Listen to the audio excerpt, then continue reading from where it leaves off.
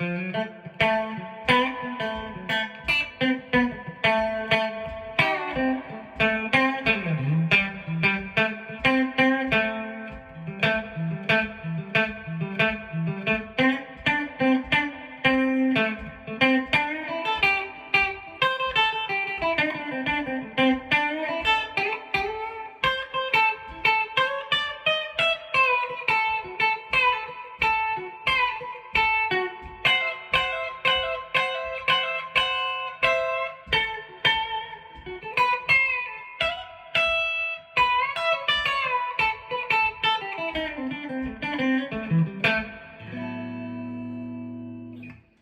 everyone, Ment here. Welcome to the next lesson on Reggie Young. In this series, we've been taking a look at 3 iconic Reggie Young solos, specifically his solos on George Strait's The Fireman, Waylon Jennings' Lucille, and Merle Haggard's I Think I'll Just Stay Here and Drink.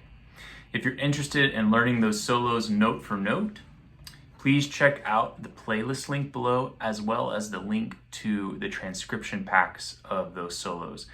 They are written out in tab and standard notation with the correct fingerings and the accompanying chords in PDF format. In this lesson, we're going to be looking at the way in which Reggie Young organizes his fretboard and puts together his pentatonic positions. Reggie is an expert in blending major and minor pentatonics, specifically focusing on the distinction between the major and minor third in his playing is a key way to begin to nail his sound. Whenever we're playing across the fretboard and trying to connect major and minor pentatonics together, it's a good thing to have the underlying chord structures in mind. So in this lesson, we're going to walk through those basic chord structures that he's playing out of and show you how you can evoke those major and minor and blues sounds out of them. So the first position is going to be what I call the G chord position. So it's based out of this G chord structure or shape. And we're just thinking about our major pentatonics. So that's 1, 2, 3, 5, and 6. So right here we've got 1, 2, 3, 5, 6. 1, 2, 3, 5, 6, 1. So this is just like your A minor pentatonic position right here at the 5th fret. Same fingerings, so that's a good way to remember it. To make it where we blend the major and minor third, we just need to add that C natural. So that's going to be right here on the 5th fret. So we have minor third, and then 2, and then 1, and then minor third on the 3rd fret here, 2, and 1. So if we put it all together,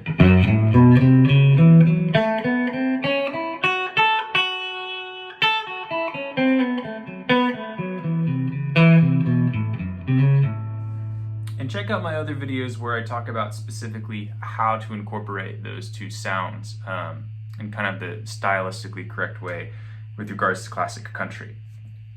So just being able to play within that and just do some of your basic stock blues licks. If you don't know too many major blues licks, think about your minor blues licks and the fingerings up here on in between the 5th and 8th fret, and then just transfer them down. So what I mean by that would be something like this. If we had a lick where we went,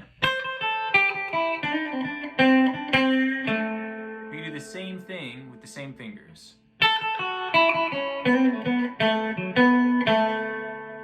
Right? Another one.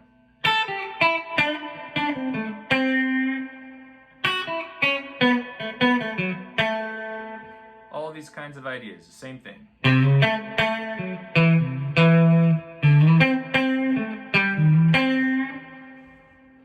So that's a way to begin kind of to craft your own licks in that particular section. That's going to lead us right up to where we just were, at the 5th fret, and we're playing out of an A chord here in our E chord shape.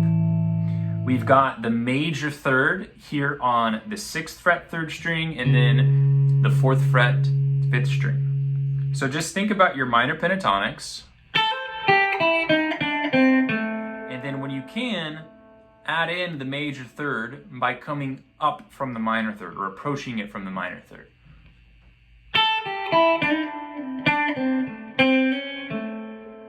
Where we have a nice kind of upward movement and then resolve. And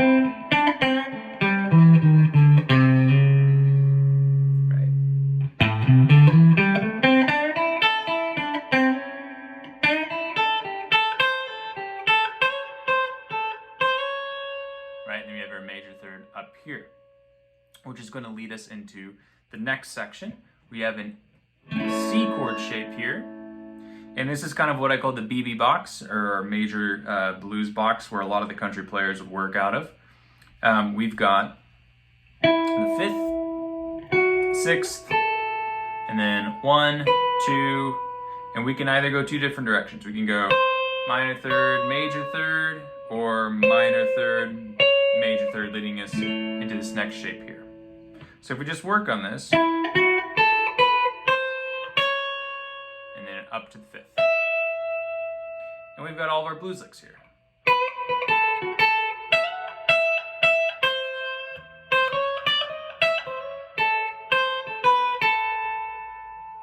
So again, just targeting that major, minor third.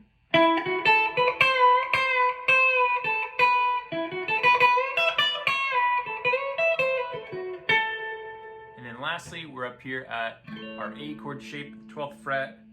And we've got the 6th, the 1, 2, flat third, major third, 5, 6. So just working on that.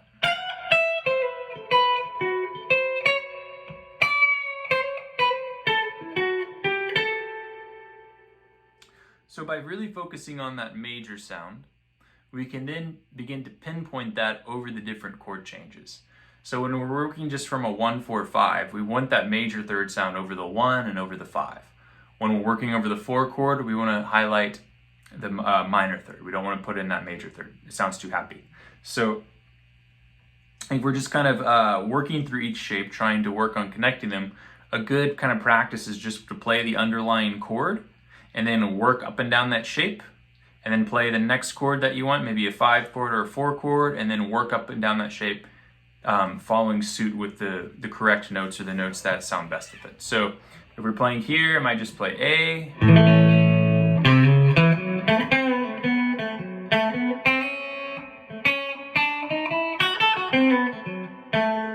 Then I might try what the D sounds like.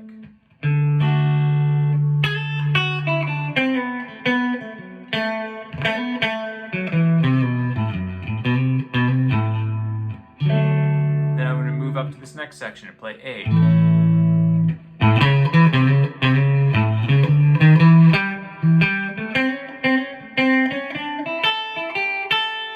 I'll play the D.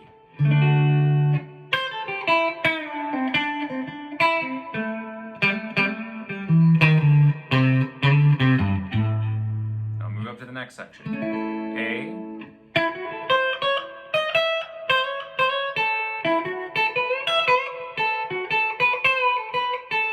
And our D.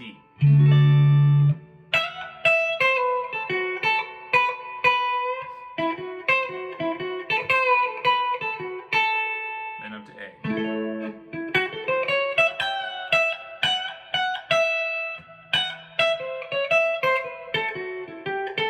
And then the D.